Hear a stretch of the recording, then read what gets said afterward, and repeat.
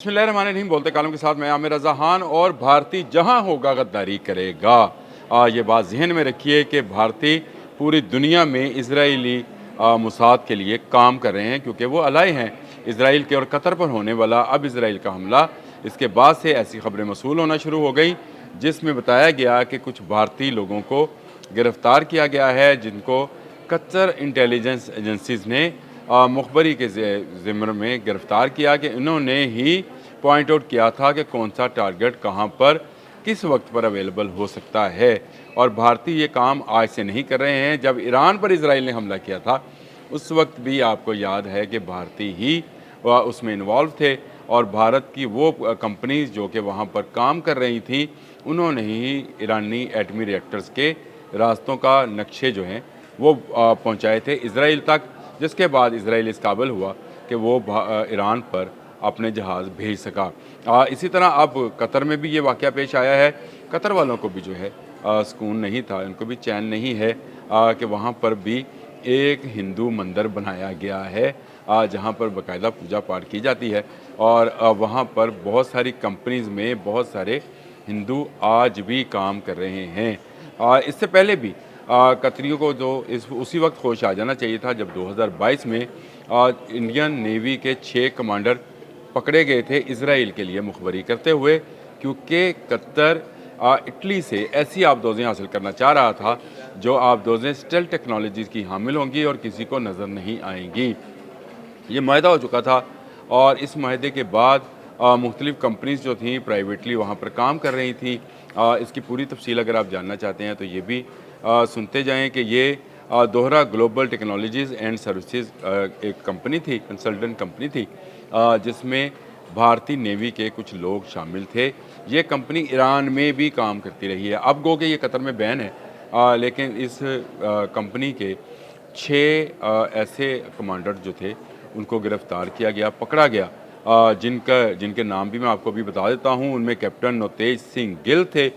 इनको गिरफ़्तार किया गया, दी इनको सज़ाए मौत दी गई, लेकिन पहले मैं इनके नाम बता दूँ, बाद में आपको बाकी तफसीलात भी बताऊँगा। बरिंदर कुमार वर्मा ये भी कमांडर थे नेवी के, इंडियन नेवी के, और इस कंपनी के लिए काम कर रहे थे। कैप्टन सौरभ सिंह जो थे ये भी इसमें शामिल थे। कमांडर अमित नागपाल, तो असल में तो नाग पाले जा रहे थे, कतरी नाग पाल रहे थे, जिन्होंने इसराइल के हवाले से इसराइल को इनकी मुखबरी की।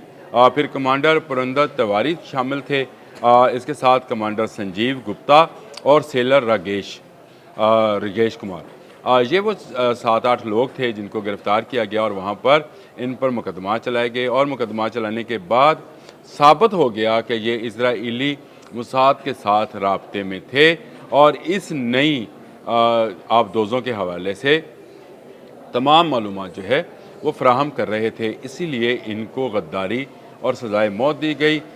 भारतीय शहरी होने के नाते भारत दरमियान में कूदा और कतर से अपने दरीना तल्लुकात का वास्ता दिया, और कहा कि जी इनको जो है सज़ाए मौत इनकी माफ़ की जाए।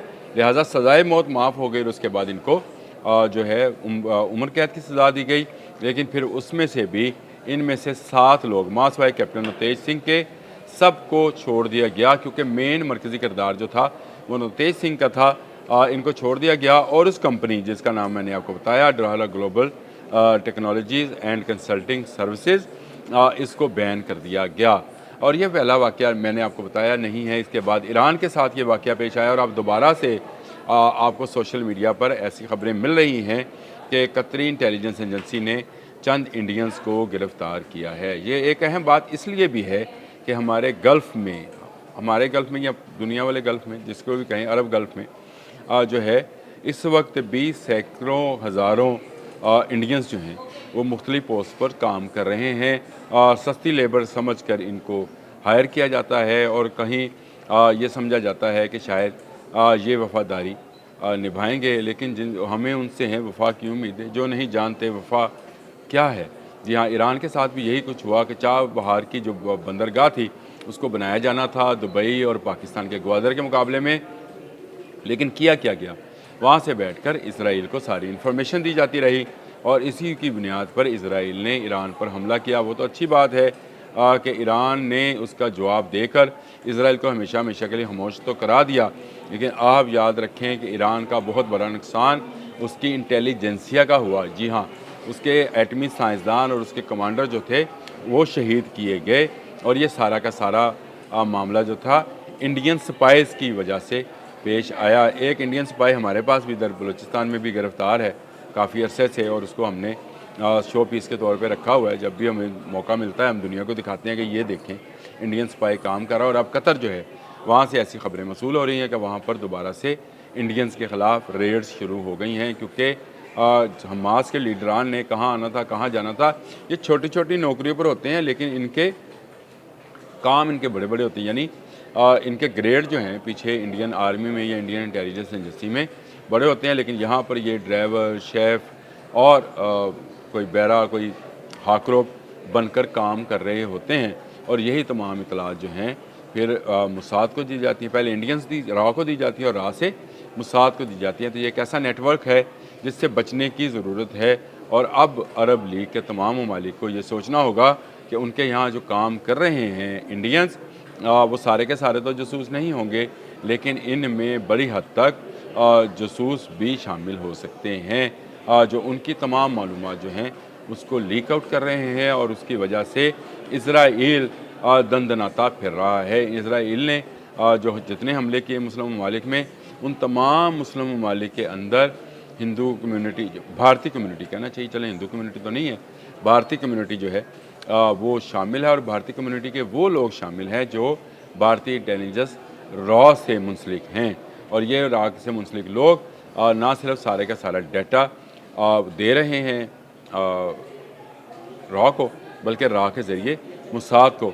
और दिलचस्प बात यह है कि अरब में, खित्ता अरब की बात कर रहा हूँ, वहाँ पर बहुत सारी जो कंप्यूटर कंपनीज़ हैं, जो डाटा लिंक प्रोवाइडर कंपनीज़ हैं, जो सेलुलर मोबाइल कंपनीज़ हैं, उसमें इंडियंस बड़े बड़े ओहदों पर फाइज हैं। तो आप सोच सकते हैं कि अरब मुल्क में रहने वाले लोगों का डाटा किस हद तक लीक किया जा सकता है। ये एक बहुत बड़ा अलार्म है तमाम ममालिक के लिए। गो कतर में तो हुआ हमला इसराइल का, लेकिन इसके बाद आप जान सकते हैं कि इसराइल जो है उसके पास कौन कौन सा डाटा अब तक शेयर किया गया होगा। ज़रूरत इस अमर की है कि तमाम अरब ममालिक मिलकर बैठें, तुर्की और पाकिस्तान के टेक्नोलॉजीज़ को जो है उसको इस्तेमाल करें, और इस तरह के तमाम अफराद को जो डाटा तक रसाई रखते हैं उनको उनके ओहदों से हटाया जाए। देखिए, पाकिस्तान और तुर्की ने टेक्नोलॉजी में इसराइल को शिकस्त दी है। ये जो ब्रह्मोस को हमने मिस गाइड किया था, या जो इजरायली ड्रोन्स थे उनको डी ट्रैक किया था, वो इसी बात का नतीजा है कि हम इस टेक्नोलॉजी पर दस्तरस रखते हैं और हमने इस हवाले से बहुत ज़्यादा काम कर रखा है। हत्ता कि यहाँ तक कि हमारी एक अपनी इंडिपेंडेंट सेलुलर कंपनी भी है। इसकी तफसीलात फिर कभी बताएंगे आपको, लेकिन ये नहीं हो सकता कि हम सारे का सारा टेक्नोलॉजी बैरूनी हाथों में रखें और ये समझते रहें कि हम महफूज हैं। वहाँ पर मौजूद जो भारतीय रॉ के जासूस हैं आज भी काम कर रहे होंगे। नेटवर्क नहीं पकड़ा गया खबरों के मुताबिक, वो भी सोशल मीडिया की खबरें हैं उनके मुताबिक, कि वहाँ पर कुछ हिंदुओं को इस हवाले से गिरफ़्तार किया गया है कि उन्होंने डाटा या मालूमात जो हैं वो इसराइल को फ़राहम की थी, जिसके बायस इसराइल इस काबिल हुआ कि उसने दोहा कतर में हमास के लीडरान पर हमला किया। वो बड़ा नुकसान तो नहीं पहुंचा सका, लेकिन इससे एक जो है ज़रूर ये खदशात पैदा हो गए कि मुस्तक़बिल करीब में वो ज़्यादा बड़ा हमला भी कर सकता है। और इसी की बड़े हमले से बचने के लिए आजकल अरब लीग के तमाम लोग इकट्ठे हैं और प्लानिंग कर रहे हैं कि क्या किया जाए। बताऊंगा आपको अगले व्लॉग में कि इनको क्या करना चाहिए। अब तक के लिए इतना ही। अल्लाह।